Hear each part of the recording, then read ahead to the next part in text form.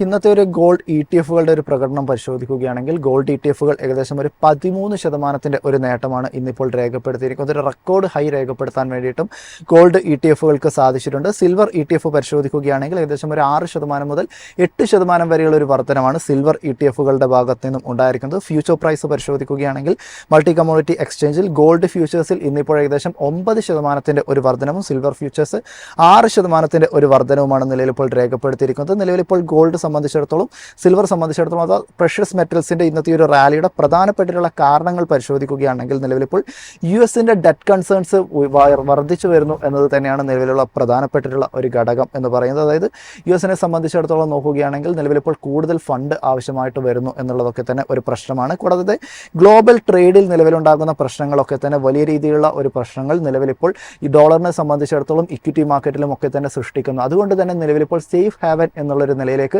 ഗോൾഡിന് കൂടുതൽ പ്രാതിനിധ്യം ലഭിച്ചു വരുന്നുണ്ട്. സിൽവറിനെ സംബന്ധിച്ചിടത്തോളം പരിശോധിക്കുകയാണെങ്കിൽ ഒരു സേഫ് ഹെവൻ എന്നതിൽ ഉപരിയായിട്ട് ഒരു ഇൻഡസ്ട്രിയൽ മെറ്റൽ എന്നുള്ള രീതിയിലേക്കും നിലവിലിപ്പോൾ സിൽവറിൽ ഒരു പരിവർത്തനം ഉണ്ടായിട്ടുണ്ട്. എന്നാൽ ഇന്നിപ്പോൾ ഉണ്ടായിരിക്കുന്ന ഒരു സ്പെഷ്യൽ സിറ്റുവേഷനുകളൊക്കെ തന്നെ പരിശോധിക്കുകയാണെങ്കിൽ അത് കുറേയും കൂടി സേഫ് ഹെവനിലേക്ക് പോകുന്ന രീതിയിലുള്ള, അതായത് ജിയോ പൊളിറ്റിക്കൽ പ്രശ്നങ്ങളാണ് എന്നുള്ളത് കൊണ്ടാണ് ഇന്നിപ്പോൾ ഗോൾഡിൽ കൂടുതലായിട്ടുള്ള ഒരു ഹൈക്ക് ഉണ്ടാകാനായിട്ടുള്ള പ്രധാനപ്പെട്ടിട്ടുള്ള ഒരു കാരണമായിട്ടുള്ളത്.